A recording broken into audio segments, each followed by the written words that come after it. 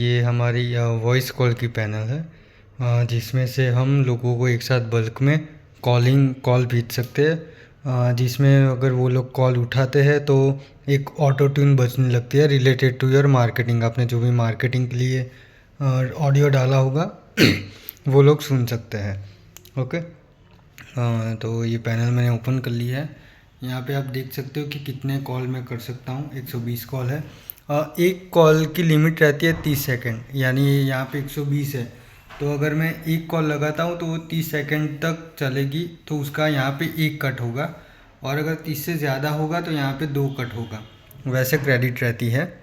और यहाँ पे आप देख सकते हो कितने लोगों को भेजा, कितनों ने आंसर किया, कितनों को नहीं गया, कितनी क्रेडिट यूज़ हुई है, ये सब आप इस पैनल में यहाँ पे देख सकते हो। ओके, नाउ सबसे पहले आता है यहाँ पे ऑडियो क्लिप।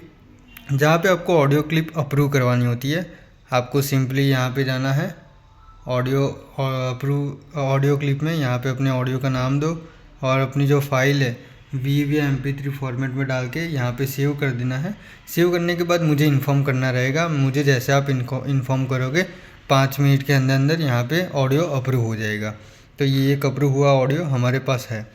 उसके बाद जाना है OBD में कॉन्टैक्ट लिस्ट। कॉन्टैक्ट लिस्ट में यहाँ पे आपको कॉन्टैक्ट लिस्ट अपनी अपलोड करनी रहेगी।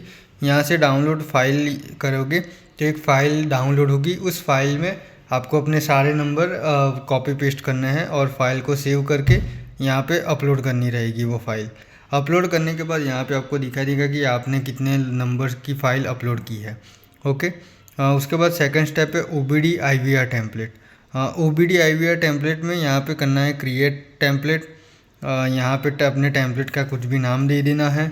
यहाँ पे आपको कौन सा ऑडियो रखना है वो सिलेक्ट कर देना है, और कॉल ख़त्म होने के बाद क्या करना है वो आप यहाँ से सिलेक्ट कर सकते हो कि कॉल ख़त्म होने के बाद SMS जाना चाहिए, RCS SMS जाना चाहिए, व्हाट्सअप मैसेज जाना चाहिए, या DTMF यानी कि लाइक प्रेस 1 प्रेस 2। तो यहाँ पे DTMF हम करेंगे तो यहाँ पे की आ गई, तो यहाँ पे हम 1 रख देते हैं। तो इससे क्या होगा कि जैसे कि हमारे वॉइस कॉल में है कि आपको आगे की जानकारी चाहिए तो 1 दबाए, तो अगर कोई बंदा 1 दबाएगा तो उसके बाद 1 दबाने के बाद क्या होना चाहिए वो आपको यहाँ पे दिखेगा। जैसे कि कॉल कट हो जाना चाहिए, या फिर कॉल ट्रांसफ़र हो जाना चाहिए आपके अपने नंबर पे, या फिर यहाँ पे भी सेम है SMS RCS व्हाट्सअप मैसेज जाना चाहिए 1 दबाने के बाद, वो आप यहाँ से सेट कर सकते हो। लाइक मैं करता हूँ यहाँ पे ट्रांसफ़र, तो आप देख सकते हो यहाँ पे ट्रांसफ़र का हुआ। तो वो मैं आपको बाद में बताता हूँ कि कैसे हम यहाँ पे वो नाम ला सकते हैं। ओके, यहाँ पे आप देख सकते हो कि 4 नाम है, तो ये चारों 4 एजेंट है। तो मैं किसी भी एक एजेंट का किसी भी क्यू को सिलेक्ट करूँगा तो कॉल खत्म होने के बाद उनको ट्रांसफ़र हो जाएगा।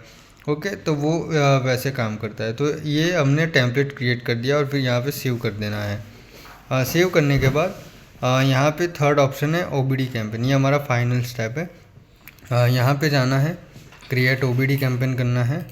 कैंपेन का नाम दे देना है आपको। यहाँ पे बैचिंग है, बैचिंग को आपको रखना है 70।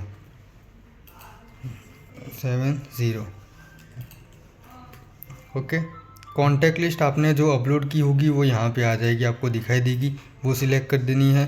कॉल रिकॉर्डिंग में नो रखोगे कोई इशू नहीं आएगा। टेम्पलेट जो हमने अभी बनाया होगा वो यहाँ पे लेटेस्ट जो भी टेम्पलेट बनाया होगा यहाँ पे सबसे ऊपर आ जाएगा, तो वो यहाँ से सिलेक्ट कर देना है। कैंपेन मोड क्विक रहेगा, और फिर रिट्राई में आपको 1 कर देना है, यानी कि जिनको कॉल नहीं लगा उनको वापस से एक बार कॉल चला जाएगा, और यहाँ पे सेव कर देना है। सेव करने के बाद वो कैंपेन आपको यहाँ पे दिखाई देगा पहली रो में, और यहाँ पे डायल 0% लिखा हुआ होगा, और यहाँ पे स्टेटस इनएक्टिव दिखाई देगा। तो आपको क्या करना है, कैंपेन हो जाने के बाद 5 से 7 मिनट का वेट करना है, और वेट करने के बाद यहाँ पे एक्शन में जाके चेंज स्टेटस में जाना है, और चेंज स्टेटस में जाके एक्टिव लिखा हुआ होगा उसको सेव कर देना है। 5 या 7 मिनट के बाद तो ही आपका कॉल लोगों को जाएगा, और लोग जब उठाएंगे तो ऑडियो सुनाई देगा। ओके, उसके अलावा अगर आप 5 मिनट से पहले करते हो तो शायद ऐसा भी हो सकता है कि कॉल जाने के बाद सामने वाला बंदा जब उठा रहा है तो ऑटोमेटिक कट हो जाए।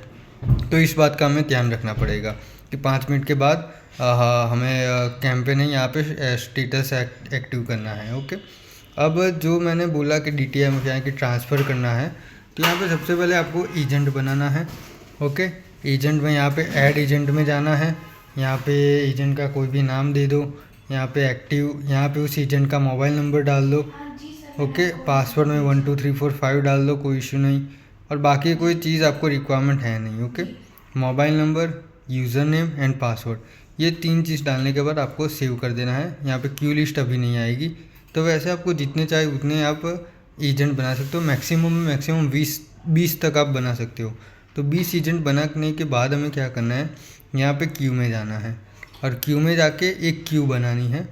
यहाँ पे क्यू का नाम कुछ भी दे दो। यहाँ पे 10 सेकेंड, 10 और 60, इसको वैसे ही का वैसे ही रहने दो, 10 और 60। ओके, उसके बाद यहाँ पे जब आप क्यू को बनाओगे तो आपकी क्यू यहाँ पे आ जाएगी। और फिर यहाँ पे एक्शन में जाना है, एडिट क्यू। एडिट क्यू में यहाँ पे एजेंट आ जाएंगे आपके, आपने जितने भी बनाए होंगे 20, 2 3 4 5, उन सारे के नाम आ जाएंगे। तो आपको क्या करना है, सबको सिंपली सिलेक्ट कर देना है। सिलेक्ट करने के बाद आपको सेव कर देना है। सेव करने के बाद क्या होगा कि जैसे कि किसी ने एक दबाया, अब आपने 4 से 5 एजेंट बनाए हैं और उनको एक क्यू में रखा है। ओके, तो क्या होगा कि जब कॉल जाएगा और एक दबाया किसी ने, एक बंदे ने एक दबाया, तो पहले जो एजेंट होगा उसको कॉल ट्रांसफ़र होगी। फिर अगर उसी टाइम पे दूसरे ने भी एक दबाया तो क्या होगा, 4 बंदे होंगे आपके, 4 एजेंट, तो पहले एक को कॉल जाएगा, अगर उसका नहीं लग रहा तो दूसरे को जाएगा, दूसरे का भी बिजी आएगा तो तीसरे को जाएगा। वैसे चारों को एक साथ कॉल ट्रांसफ़र होते रहेंगे।